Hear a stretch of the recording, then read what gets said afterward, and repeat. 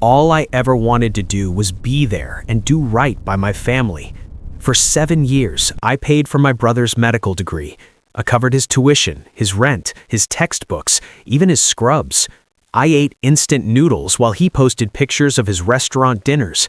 I drove a car held together by duct tape and hope while he complained about not having the latest iPhone. And when our grandfather died and left me his house, he took me to court. He actually sued me, claiming I had manipulated him, that I didn't deserve what he left me. But here's the thing about being a private investigator. I know how to keep receipts, and when that judge opened the envelope I handed him, when he saw 7 years of documented proof, he didn't just rule in my favor. He laughed. He actually laughed at his audacity. But the real twist? My brother wasn't the only one who betrayed me. The person I trusted most, the one who encouraged me to keep giving, had been playing a game I never saw coming.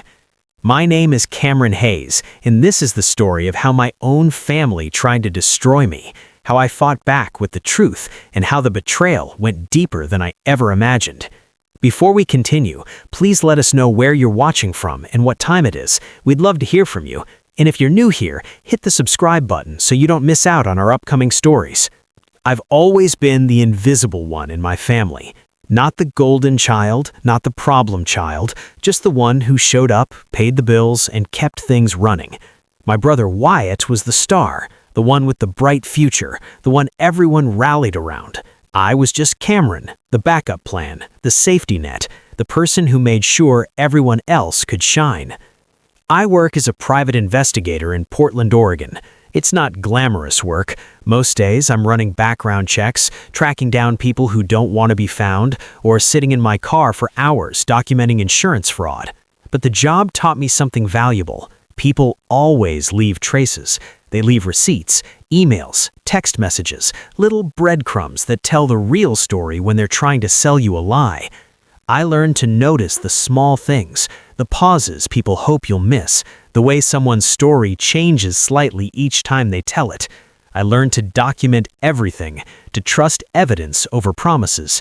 I just never thought I'd need those skills against my own family, and I definitely never thought I'd need them against the one person I believed was on my side.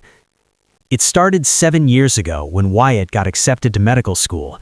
He was 23, fresh out of undergrad, and absolutely glowing with excitement. I was 26, working long hours at a small investigative firm, barely making enough to cover my own rent. We all gathered at my parents' house for the celebration dinner. My mother made Wyatt's favorite pot roast. My father opened a bottle of scotch he'd been saving. Everyone kept hugging Wyatt, telling him how proud they were, how he was going to change the world. I sat at the end of the table, smiling, genuinely happy for him. Medical school was his dream, and he'd worked hard to get there. Then my father cleared his throat and said the words that would define the next 7 years of my life. He told everyone that medical school was expensive and that we'd all need to pitch in as a family to make it happen. I remember the way everyone's eyes shifted to me, not to our parents who owned their house outright and took 2 vacations a year, not to our uncle and aunt who just bought a vacation cabin. To me, the single guy with the steady job and no kids. My uncle Jasper, my father's younger brother, reached across the table and squeezed my shoulder. Jasper had always been my favorite relative, the cool uncle who took me to baseball games as a kid, who gave me advice for college and careers, who seemed to actually see me as more than just the responsible one. He told me I'd always been so good with money and that I knew I'd do whatever it took to help Wyatt achieve his dreams. He said that's what brothers do. It wasn't a question, it was an assignment. And because I was 26 and still desperately seeking approval from a family who'd never quite seen me, and because Jasper's opinion mattered to me more than anyone else's, I nodded. I said yes. I said I'd help however I could. Jasper smiled at me, that warm, proud smile that made me feel like I was doing something important. I had no idea I was signing away the next 7 years of my life, and I had no idea that Jasper's encouragement was the first move in a game I didn't know we were playing. The financial support started small, a few $100s here and there for textbooks, then it was $1,000 for Wyatt's deposit in an apartment near campus. Then it was monthly rent because medical students can't work full-time. Then it was groceries, utilities, car insurance, health insurance, his phone bill. Within 6 months, I was covering nearly all of Wyatt's living expenses while he focused on his studies. My parents contributed nothing. They said they'd already put him through undergrad, that it was someone else's turn now, that someone else was always me. I kept meticulous records from the beginning.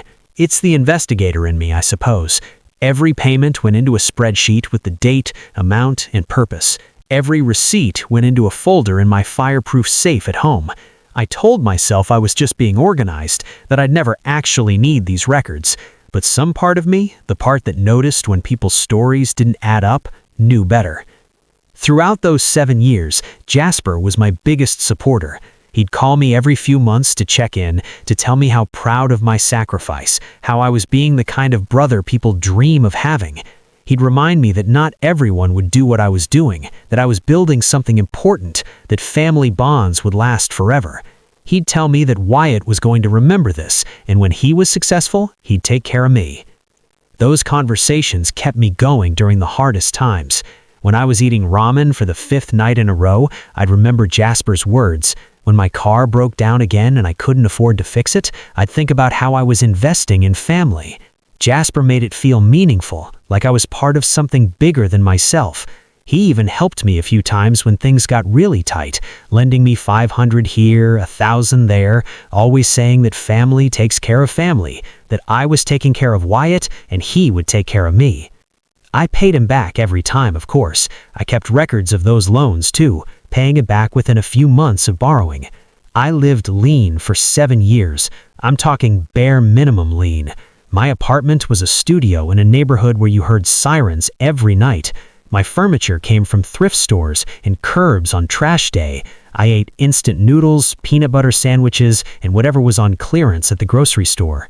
I cut my own hair. I wore the same 3 pairs of jeans until they had holes in the knees. My car, a 1998 Honda Civic with 200,000 miles on it, broke down so often that I knew my mechanic's kids' names. Meanwhile, Wyatt's social media showed a very different story. Brunch with classmates at trendy restaurants, weekend trips to visit friends in other cities, new clothes for every season, concert tickets, spa days with his girlfriend. He never said thank you. Not once in 7 years did he acknowledge what I was sacrificing for him. When I'd drop off a rent check, he'd barely look up from his textbook and tell me to just leave it on the counter because he was studying. When I couldn't afford to visit for Christmas one year because I'd spent all my money keeping him afloat, he texted me that it was kind of selfish not to come home for the holidays, that family should be a priority. Jasper called me that Christmas. He told me he'd heard I couldn't make it home and that it was tough, but I was doing the right thing, supporting Wyatt. He said my parents didn't see it, but he did. He told me I was the glue holding the family together. The breaking point came the night before Wyatt's white coat ceremony, the big event where medical students receive their white coats before starting clinical rotations. It was a huge milestone, and the whole family had gathered at my parents' house to celebrate. I'd driven 4 hours after working a full day, bringing a bottle of champagne I'd scrimped and saved to afford. When I arrived, Wyatt barely acknowledged me. He was too busy showing everyone his new designer watch, a gift he'd bought himself to commemorate the occasion. I went into the kitchen to help my mother with dinner. She was chopping onions, and I stood beside her, washing vegetables in silence. Then she said it, so casually like she was commenting on the weather. She told me that my only job was to sacrifice, that it was my place in the family. She said some people are meant to shine and some people are meant to hold the ladder. She told me I was the latter. I stood there, hands in the cold water, and felt something inside me crack. I didn't say anything. I just kept washing vegetables while my mother kept chopping onions. Later that evening, I stepped outside for air. Jasper found me on the back porch and handed me a beer. He asked if I was okay. I shrugged and told him I was just tired, that 7 years was a long time. He nodded thoughtfully and said it was, but it was almost over. He said Wyatt was going to be a doctor soon. Then he mentioned that when Grandpa Theodore passed, he'd remember everything I'd done.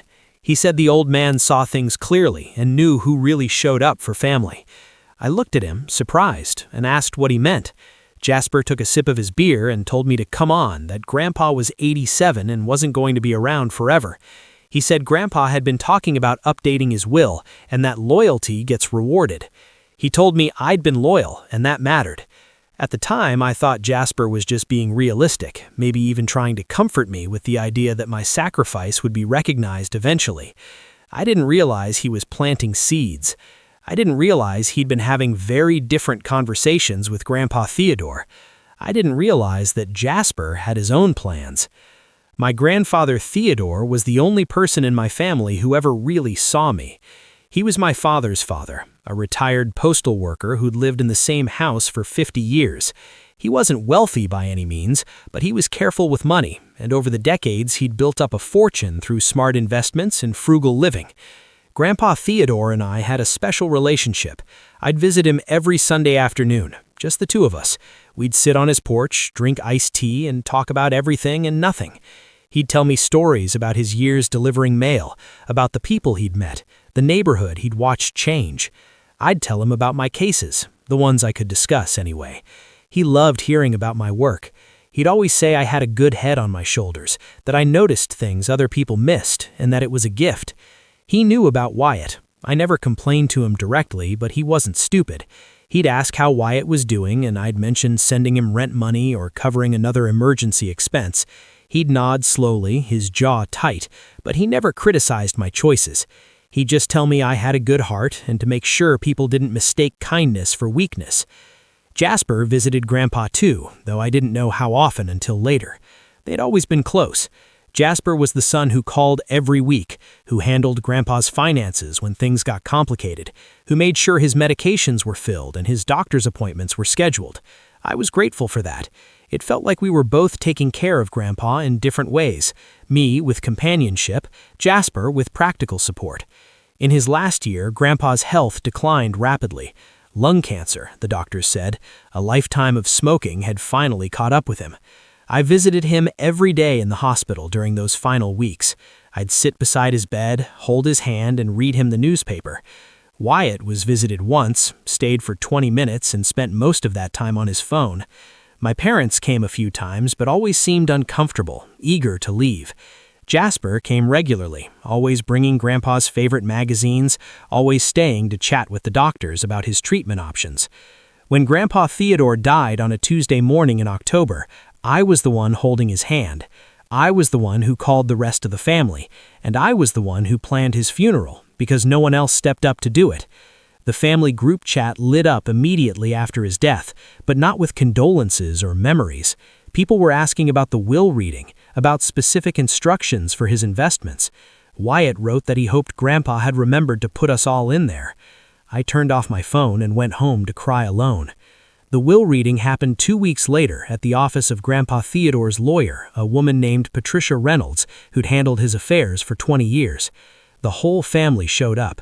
My parents, Wyatt, 2 aunts, an uncle, 3 cousins, and Jasper. Everyone dressed in black, everyone somber, everyone clearly calculating in their heads what they might receive. Patricia read through the preliminaries, the usual legal language, and then she got to the specifics. Small amounts to the extended family, a few thousand here and there, a donation to his favorite charity. Then she paused, looked directly at me, and continued reading. The will stated that Grandpa made this bequest freely and of sound mind. It said he owed nothing to my brother Wyatt, as I had paid Wyatt's bills for years. It said Wyatt had received his inheritance already, through my sacrifice. It said I deserved this security, and Grandpa hoped it would allow me to finally put myself first. Wyatt's face went from pale to crimson. My mother's mouth fell open. My father stood up, his chair scraping loudly against the floor, and said this was outrageous, that Theodore must have been confused, sick, not thinking clearly. But it was Jasper's reaction that I remember most clearly. He didn't look surprised. He didn't look angry. He looked disappointed, like he'd been expecting something different. Patricia looked at my father coolly and assured him that her father was entirely of sound mind. She explained they'd revised the will 8 months ago and that Grandpa was very clear about his intentions. She said if anyone wanted to contest it, they were welcome to try, but she had extensive documentation of his mental competency. Then she turned to Jasper and told him that her father had left him a letter to be delivered separately and that she'd have it sent to his address. Jasper nodded stiffly, his jaw clenched. I sat there, numb, holding the envelope Patricia had handed me with the will details. My grandfather had left me everything because he'd watched me give everything away. He'd seen what my own parents couldn't or wouldn't see. But I couldn't shake the look on Jasper's face. It wasn't the face of someone happy for their nephew. It was the face of someone whose plans had just fallen apart. I thought the will reading was the end of it. I was naive. That night, I noticed I'd been removed from the family group chat. A new chat appeared on my phone with just me, my parents, and Wyatt. My mother sent the first message saying we needed to talk about Grandpa's will, that it wasn't fair to Wyatt, that he'd worked so hard and deserved security too. I didn't respond. Then my father wrote that the right thing to do would be to split everything evenly. That's what family does. I turned off my phone. The next morning, Wyatt called me. I should have let it go to voicemail, but I answered. He told me we needed to talk about this like adults, that he needed me to sign a quitclaim deed on the house. He said we'd sell it and split the money 50-50, and the investments should be divided equally. I told him no. He asked what I meant, and I repeated it. No. I told him Grandpa left me the house and wanted me to have it. He accused me of manipulating Grandpa, saying I visited him all the time and probably poisoned him against everyone else. He said this was exactly like me, always so obsessed with rules and fairness that I couldn't just let him have this one thing. I almost laughed. This one thing? I reminded him that I'd paid for his medical school, that I'd funded 7 years of his life, and that I had the receipts. He snapped back that it was my choice, that no one forced me to help him, and that I didn't get to hold that over his head now. I told him I wasn't holding anything over his head. I was simply not signing over my inheritance. He called me selfish, and I could hear the tears in his voice now, the manipulation technique he'd perfected over years. He said I was his brother and asked how I could do this after everything the family had done for me. I asked him quietly what exactly the family had done for me. He hung up. 3 days later, I was served with legal papers. Wyatt was suing me, contesting the will on the grounds of undue influence. He claimed I manipulated my grandfather, isolated him from the rest of the family, and coerced him into changing his will. He was seeking the house, half the investments, and here's the part that made my blood boil: restitution of family support funds for the years our parents had supposedly supported me. That night, Wyatt called again. He told me I didn't get to make this harder. He said, just give me what I'm asking for and we can drop the lawsuit.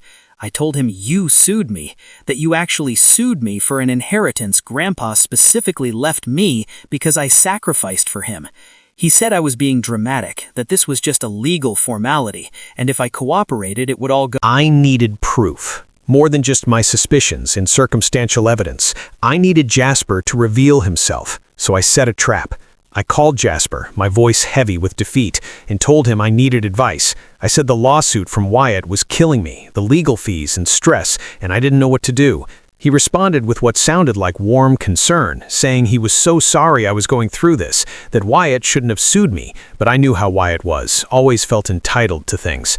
I told him I was thinking maybe I should just settle, give Wyatt half and end this nightmare. I said I couldn't afford to drag this out. He told me to hold on, that I didn't want to make any hasty decisions. He suggested I come over that night so we could talk it through. He said he'd been through legal battles before and could help me figure out the best strategy. I thanked him and said that would mean a lot. He told me, of course, that's what family does. We look out for each other. I showed up at Jasper's house that night with a recording device in my pocket. In Oregon, you only need one party consent for recordings, and I was that one party. We sat in his living room drinking the expensive whiskey he couldn't actually afford, and I played my role perfectly. I told him I just didn't understand why Wyatt was doing this, that I'd supported him for 7 years, and now he was suing me. Jasper shook his head with what looked like sympathy and said Wyatt had always been entitled, that my parents spoiled him. Then he said that between him and me, he thought I should fight this and asked if I had evidence of everything I'd paid for Wyatt. I confirmed I did, but mentioned that Wyatt's lawyer was claiming it was all family obligation, that everyone contributed. Jasper called that ridiculous and said I was the only one who paid for anything. He paused and I could see him thinking, calculating. He suggested that showing Grandpa was in sound mind when he made the will might help, really documenting his reasoning. I mentioned that Patricia said she had all that documented already. He agreed, then said there might be another angle. He suggested that if Wyatt dropped the lawsuit, I could offer him a settlement, not half, but something, maybe 20 or 30,000, enough to make him go away without bankrupting myself. I asked where I would get that kind of money and said I'd have to sell Grandpa's house. He said carefully that might be the best option, that I could sell the house, split it with Wyatt, and we'd both walk away with something. He noted I'd still have the investments Grandpa left me. I pretended to consider this and asked why he was helping me when everyone else in the family was on Wyatt's side. Jasper put his hand on my shoulder and said it was because he'd always seen me, that I was a good man who got taken advantage of. Then he added that honestly, he knew what it was like to have money problems, to need help from family. I asked if he had money problems, playing dumb. He hesitated, then nodded and admitted he did. He mentioned some bad investments and a business that didn't work out. He said he was in a tough spot. Then he said that actually, if I did sell the house, maybe I could lend him some money. He said he'd pay me back, of course, that he always had before. There it was. Not a confession, but close enough. I asked how much he would need. He said 50,000 would get him out of the hole he was in. Then he added that he'd been thinking, and if Wyatt's lawsuit didn't work out, if he lost, he'd be stuck with his legal fees, and that could bankrupt him right as he was starting his career. He said, as Wyatt's uncle, he'd feel terrible about that. I asked him directly if he was paying for Wyatt's lawyer. His eyes widened slightly, and he asked what I meant, saying of course not. I pointed out that it seemed like Wyatt suddenly had money for a lawyer right after Grandpa died, and that he and Wyatt had been talking a lot lately. He asked what I was suggesting. I pulled out my phone and stopped the recording.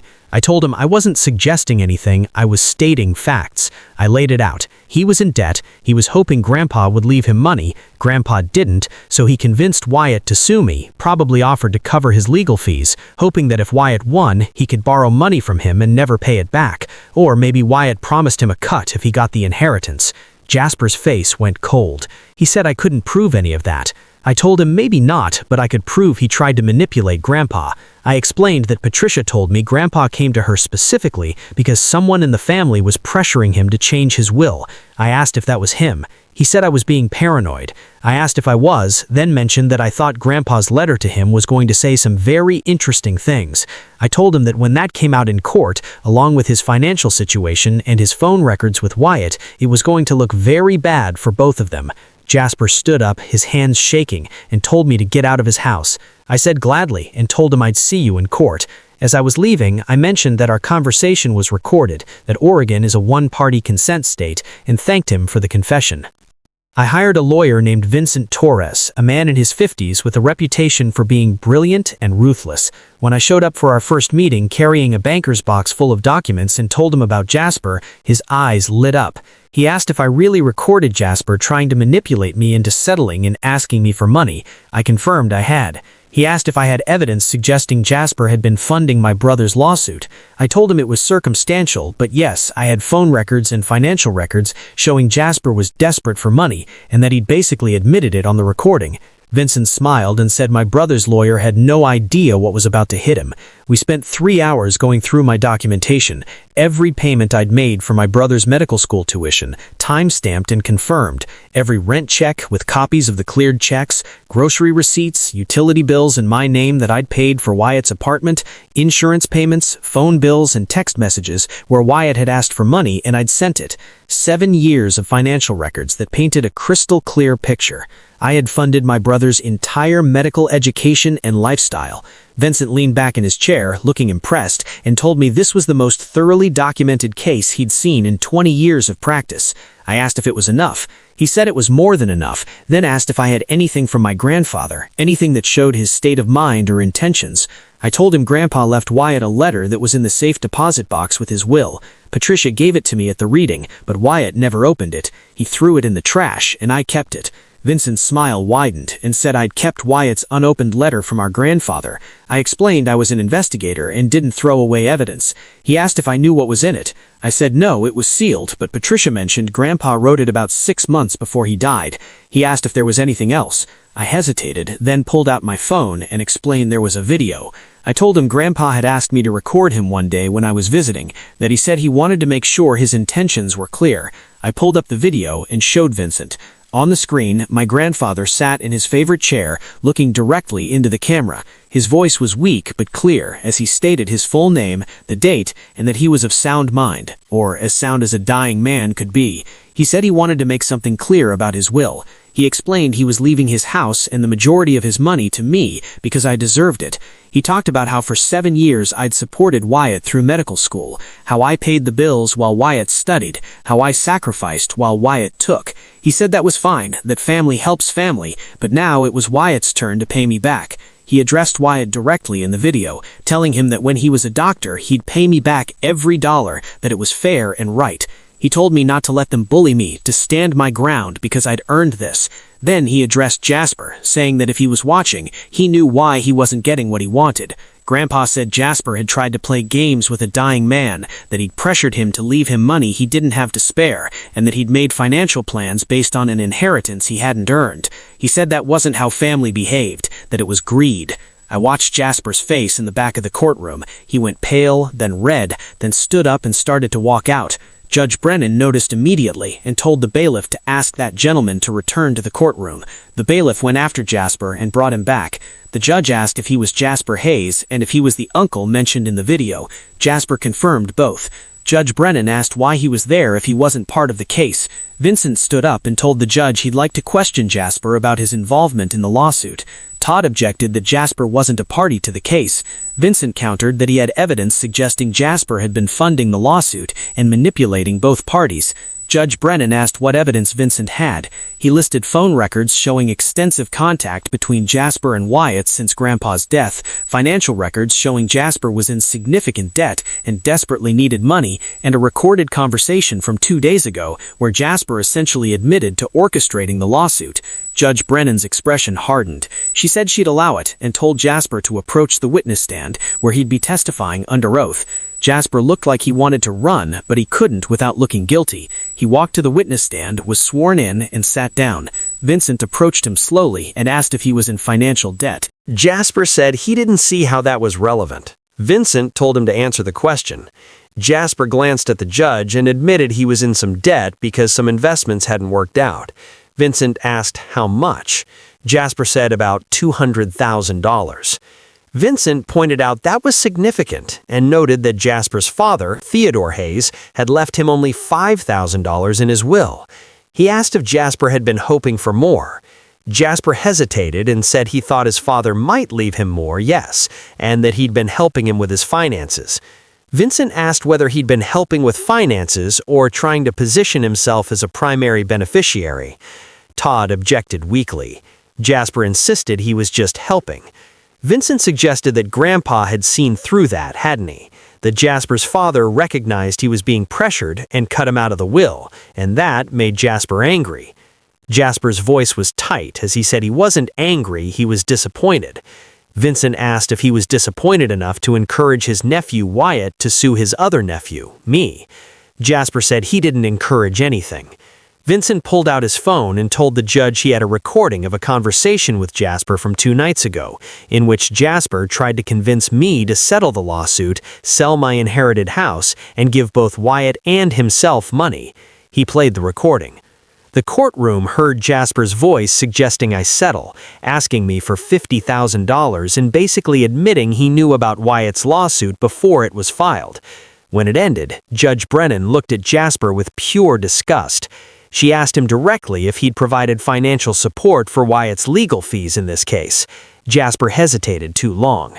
She demanded he answer the question. He finally admitted he'd lent Wyatt some money for the retainer, but said it was just family helping family. Judge Brennan's face was ice cold as she repeated his words back to him. She said that seemed to be the excuse everyone in this family used when they wanted to take advantage of me, but when I asked to be treated fairly, suddenly that was selfish. She turned to Wyatt and Todd and told them their case was dismissed.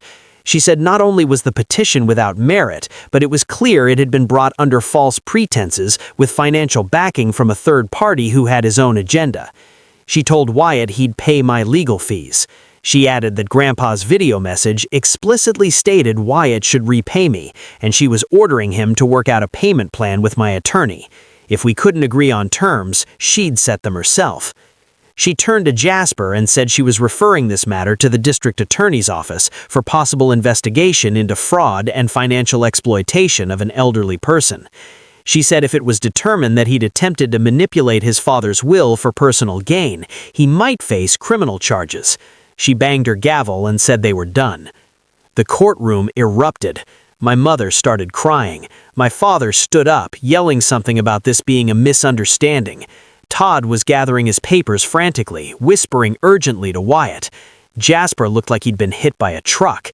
And I just sat there, Vincent's hand on my shoulder, feeling 7 years of weight lift off my chest, but also feeling the sting of Jasper's betrayal. The man I'd trusted most, the man who'd encouraged me to keep giving, had been playing me the whole time. In the hallway outside the courtroom, Wyatt and Todd huddled together, clearly panicking about the legal fees they'd just been ordered to pay. My parents approached me, my mother's face red from crying. She told me this was all a misunderstanding and that we could work it out as a family. I looked at her calmly and said there was no misunderstanding. Wyatt had sued me for an inheritance I'd earned through 7 years of sacrifice, and Jasper had manipulated both of us for his own financial gain. The judge agreed with me. That wasn't a misunderstanding, it was justice. My father said Wyatt was my brother and Jasper was family, that I couldn't just abandon them over money. I told them I hadn't abandoned anyone. I'd supported Wyatt for 7 years while they did nothing. I'd trusted Jasper and believed he cared about me while he was just positioning himself to get money from Grandpa. When Grandpa tried to give me something in return, they tried to take that too. I said this wasn't about money, it was about respect, and they had none for me.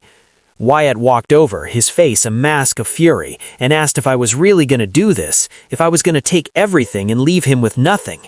I reminded him that he got a medical degree, a $250,000 medical education that I paid for. That wasn't nothing, that was everything. He told me he'd never forgive me for this. I said quietly that was okay, that I didn't need his forgiveness. Then I saw Jasper standing by the elevator, looking defeated. Our eyes met and I walked over to him. I asked him simply why he'd done it. He shook his head and said he wouldn't understand. I told him to try me. He said he was 52 years old and made bad choices, bad investments. He thought Dad would help him. He thought after everything he'd done for him, managing his money and handling his affairs, Dad would remember that. But Grandpa left it all to me. I told him Grandpa left it to me because I was there for him, not because I wanted his money. I never asked him for anything. Jasper said quietly that he knows, and that's why Grandpa loved me more. He said I never wanted anything from Grandpa, I just wanted him. There were tears in his eyes now. He apologized for using me, for pushing Wyatt to sue me, said he was desperate and made terrible choices. He told me I deserved better from him. I agreed that yes, I did. I told him he was the one person I thought saw me, the one person I thought was on my side.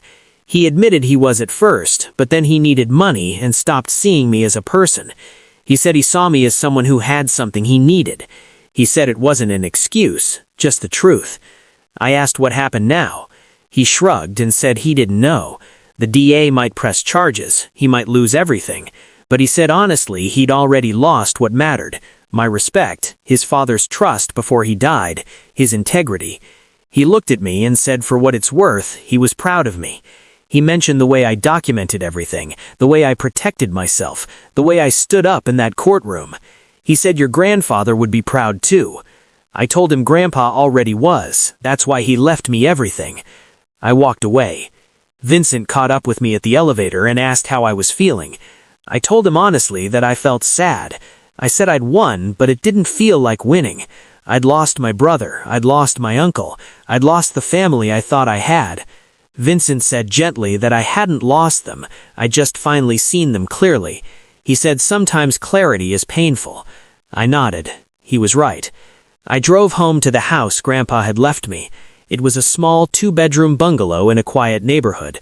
Nothing fancy, but it was mine.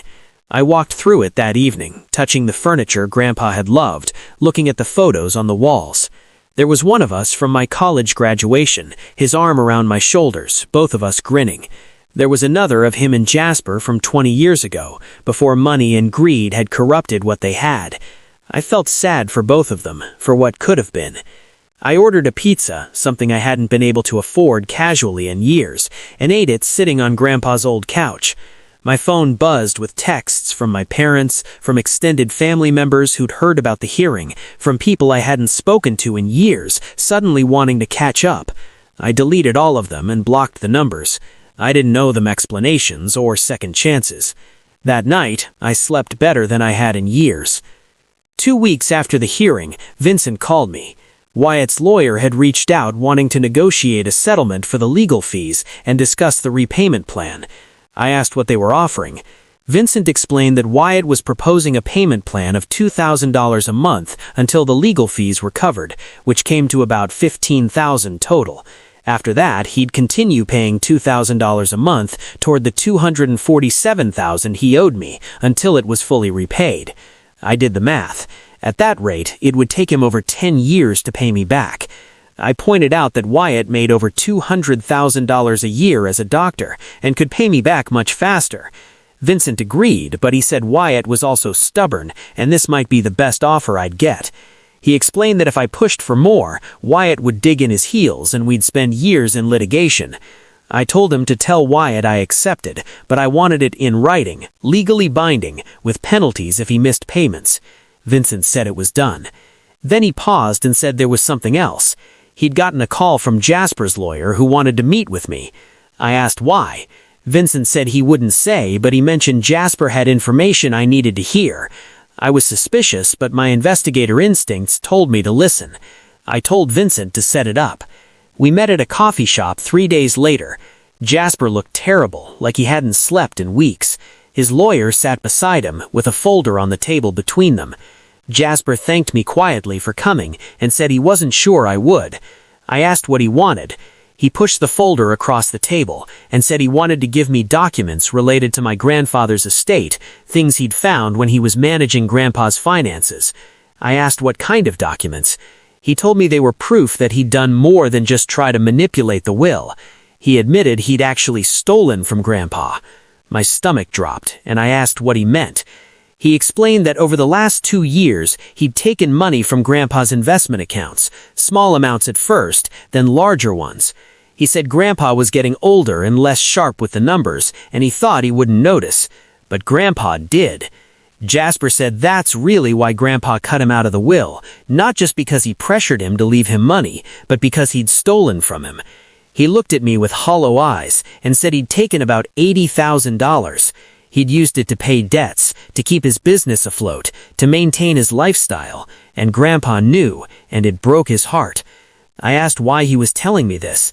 He said the DA was investigating him anyway, and they were going to find it, and he said I deserved to know the full truth. He explained that Grandpa didn't just leave me his estate because I'd sacrificed for Wyatt. He left it to me because I was the only one he could trust.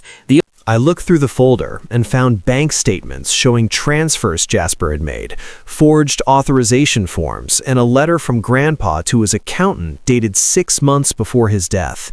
In the letter, Grandpa was questioning the withdrawals and asking for an investigation. I realized Grandpa had been investigating Jasper. He'd hired an accountant to trace the money. Jasper confirmed it and said Grandpa had confronted him about it 2 weeks before he changed his will. He admitted he'd denied it and tried to convince Grandpa he was confused, but Grandpa knew. Jasper said Grandpa told him he had one chance to come clean, to admit what he'd done and try to make it right, but he refused. So Grandpa cut him out completely and left everything to me. I asked if Wyatt knew about this. Jasper said no, that Wyatt didn't know he'd stolen from Dad. Wyatt just knew he was in debt and wanted money. When Jasper convinced him to sue me, he told Wyatt they could both benefit if he won. He promised to help with legal fees if Wyatt would give him some of the inheritance once he got it. But he never told Wyatt what he'd done. I sat back, processing this information. I said out loud that all of it, the lawsuit, the manipulation, it was all to cover up the fact that he'd stolen from his dying father. Jasper simply said yes. He called himself a thief and a coward. He said he'd destroyed his relationship with me, with Wyatt, with everyone, trying to hide what he'd done. But it was over now. He was turning himself in, pleading guilty, and giving me this documentation so I had the full picture. I asked what he wanted from me. He said nothing, that he didn't deserve anything from me. He said he just wanted me to know the truth, that Grandpa trusted me because I'd earned it, that he loved me because I never wanted anything from him except his time, and he said Grandpa was right to leave me everything. He stood up to leave, then paused. He told me he knew it didn't fix anything, but he was sorry, not just for what he did to me, but for who he'd become. He said he was a better man once, before debt and fear turned him into someone he didn't recognize. I remembered that man, the one who took me to baseball games, who gave me advice, who made me feel seen. He said he was glad I remembered him, because that man was gone now. He walked out of the coffee shop, his lawyer following. I never saw him again. It's been a year since Grandpa Theodore died and Wyatt sued me. I'm sitting on the front porch of my house, the house Grandpa left me, drinking iced tea just like he and I used to do. The neighborhood is quiet this morning. Birds are singing. Someone down the street is mowing their lawn. It's peaceful. The checks from Wyatt keep coming. $2,000 every month like clockwork. He's never late, never tries to renegotiate. I put the money into a separate account, watching it grow slowly but steadily. He still has 9 years of payments left. Jasper pleaded guilty to financial exploitation and theft. He served 8 months in county jail and was released last month. He's living in a small apartment, working as a delivery driver, trying to rebuild his life. He sent me a letter from jail once, apologizing again. I didn't respond. Some bridges can't be rebuilt. My business is doing well. I got a promotion at my firm and now handle more complex cases. I like the work. I like solving puzzles, finding truth in layers of lies. I like that my job taught me the skills I needed to save myself. I've started dating someone, a teacher I met at a community event. Her name is Lucy, and she's kind. When I told her about my family situation, she didn't try to convince me to reconcile or suggest that blood is thicker than water. She just said I'd protected myself, and that took courage. I think about my mother's words sometimes, the one she said while chopping onions about how my only job was to sacrifice, that it was my place in the family. For so long I believed that. I thought my worth was measured in what I could give others and how much I could make myself small so others could be bigger. But Grandpa Theodore taught me something different in his final gift. He taught me that sacrifice without recognition isn't noble, it's exploitation. He taught me that family isn't just about what you give, but about whether anyone sees what you're giving. He taught me that sometimes the strongest thing you can do is stop carrying everyone else's weight. And he taught me something I never expected, that the person you trust most might be the one who betrays you deepest. Jasper's betrayal hurt more than Wyatt's lawsuit because I never saw it coming. I trusted him. I believed he cared about me for me, not for what I could provide or what I might inherit. But he was playing a long game, positioning himself, calculating odds, and when his plans fell apart, he tried to use my brother as a pawn. The twisted part is that Jasper's greed actually saved me. If he hadn't pushed Wyatt to sue me, I might have voluntarily given Wyatt some of the inheritance. I might have let family guilt convince me to split everything evenly. But the lawsuit forced me to defend myself, to present all my evidence, to stand up in court and claim what was rightfully mine. Jasper's manipulation backfired spectacularly. He thought he was orchestrating a way to get money, but instead he ensured I kept everything and exposed his own crimes. There's a lesson in that, I think. When you try to manipulate people, when you treat them as resources instead of humans, eventually it comes back on you. I don't regret the 7 years I spent supporting Wyatt. I don't regret paying for his education or helping him achieve his dreams. What I regret is expecting gratitude from people who saw me as a resource rather than a person. What I regret is not setting boundaries sooner, not saying no when I should have. But I'm saying no now, and that makes all the difference. If my phone buzzes, it's a message from Lucy asking if I want to grab dinner tonight. I smile and type back yes.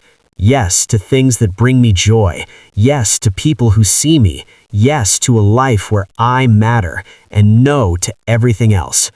The birds keep singing, the lawnmower keeps humming, The tea is cold but refreshing, and I sit here on Grandpa Theodore's porch, in Grandpa Theodore's house, living Grandpa Theodore's hope for me, a life where I finally put myself first. Here's what I want you to understand from my story. Betrayal comes in layers. The obvious betrayal was Wyatt suing me after I supported him for 7 years, but the deeper betrayal was Jasper, the person I trusted most, manipulating both of us for his own financial gain. The person who encouraged me to keep sacrificing, who made me feel noble for giving everything away, was setting me up to be his backup plan when he couldn't steal enough from our dying grandfather. That's the betrayal that still stings, not because Jasper stole money, but because he stole my trust. He made me believe someone finally saw me, valued me, cared about me beyond what I could provide. But it was all theater. He was playing a role, being the supportive uncle, because he thought it would pay off eventually. So let me ask you, have you ever trusted someone completely, only to discover they were playing a different game the whole time? Have you ever felt like the wallet in your family, expected to give endlessly while others took endlessly? Have you ever been betrayed by the person you least expected? And if so, how did you recover? How did you learn to trust again? Think about it, because the hardest part of my story isn't the lawsuit or the courtroom victory. It's learning to trust my own judgment after being so completely fooled by someone I loved. It's wondering if I'll ever be able to accept help from someone without questioning their motives. It's carrying the knowledge that the man who taught me how to throw a baseball, who took me to my first concert, who I called when I needed advice, was capable of stealing from his dying father and manipulating his nephews against each other. That's the real cost of betrayal. Not the money, not the legal fees, not even the broken family relationships. It's the loss of innocence, the death of trust, the constant second-guessing of everyone's intentions. But here's what I've learned. You can survive betrayal. You can rebuild trust, carefully and slowly, with people who earn it. You can create boundaries that protect you without closing you completely off. You can be wise without being cynical. And you can honor the people who genuinely loved you, like my grandfather, by living the life they wanted for you. The judge laughed when she saw my receipts, but the real moment of vindication came when Jasper's entire scheme collapsed in that courtroom, when the video played and everyone heard Grandpa Theodore call out Jasper's manipulation, when the judge ordered an investigation into his theft, when justice caught up to the person who thought he was too clever to get caught. That laughter wasn't just about Wyatt's ridiculous lawsuit. It was about truth prevailing over deception. It was about a prepared person defeating a manipulative one. It was about documentation winning over manipulation. If you take nothing else from my story, take this. Document everything. Trust carefully and know when to say no. And understand that sometimes the people who encourage you to give everything away are the ones planning to take it from you eventually. Your sacrifice should be your choice, not their expectation.